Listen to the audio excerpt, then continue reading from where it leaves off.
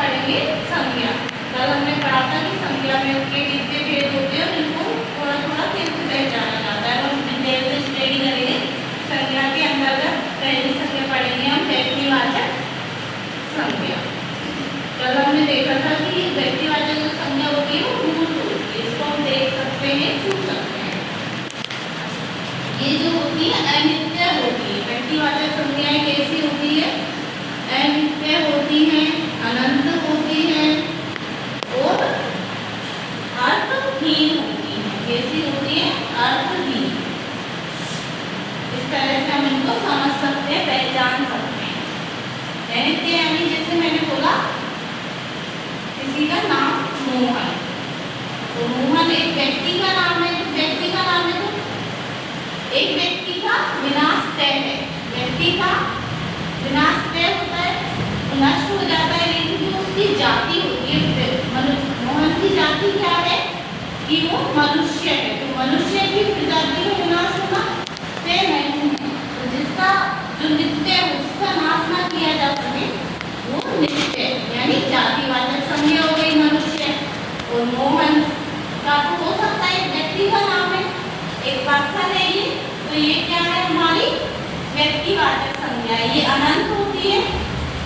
अनंत होने का अर्थ कि कई व्यक्तियों के नाम मोहन हो सकते हैं, एक जैसे नाम कई व्यक्तियों के मिल जाते हैं। अब अर्थहीन होती है। अर्थहीन को कैसे देखेंगे हम?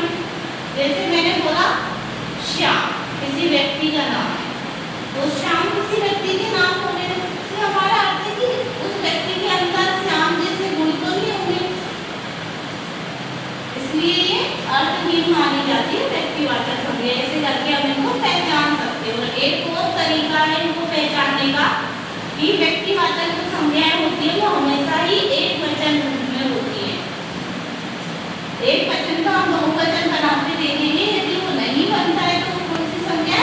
एक वचन संज्ञा। जैसे मोहन का बहुवचन बनाएंगे तो नहीं बनेगा, मोहन कोई बहुवचन होता नहीं है, बनेगा भी नहीं। तो इससे हम पहचान सकते हैं कि ये व्यक्तिवाचक संज्ञाएं हैं।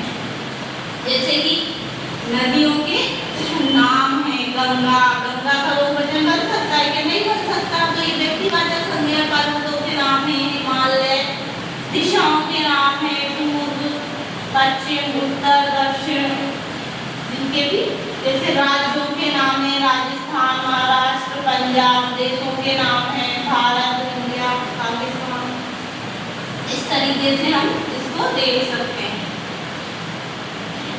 अब व्यक्तिवाचक संज्ञा को इस तरीके से हमने देखा कि इसको पहचाना कैसे जाता है। अब हम देखेंगे जातिवाचक संज्ञा।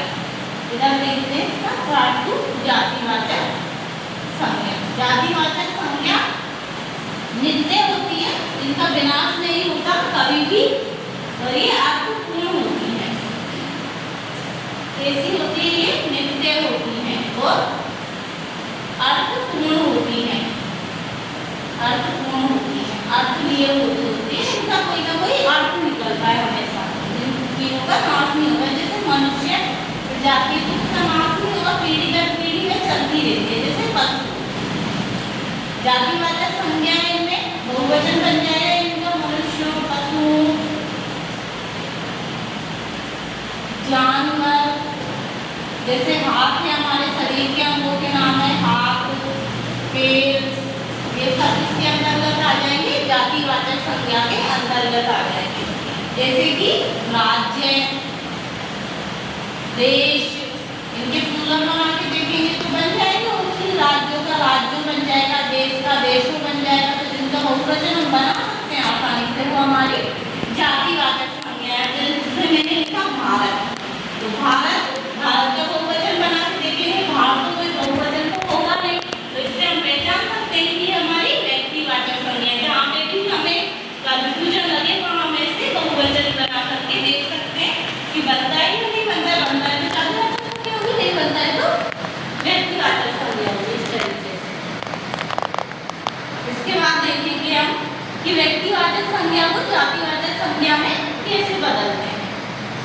जैसे कि व्यक्तिवाचक संज्ञा को, व्यक्तिवाचक संज्ञा को जातिवाचक संज्ञा में बदलना। कब ये व्यक्तिवाचक होती है, कब जातिवाचक संज्ञा होती है। इस तरीके से देखेंगे, जैसे मैंने बोला महात्मा गांधी ने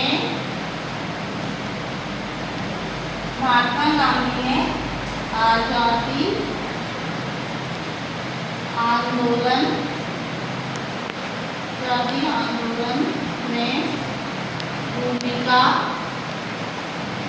निभाई। तो यहाँ पे तो महात्मा गांधी की बात कर रहे हैं। यहाँ से हम आजादी में जो भूमिका निभाई थी वो महात्मा गांधी ने निभाई थी, उनकी बात कर रहे हैं। यहाँ से तो हमें व्यक्तिवाचक संज्ञा का पता चलता है। इसी व्यक्तिवाचक संज्ञा को जातिवाचक में कैसे परिवर्तित करेंगे, जैसे जब किसी के इनके गुण की तुलना किसी व्यक्ति से की जाए। जैसे मैंने बोला कि हमारी क्लास में राम एक महात्मा गांधी है।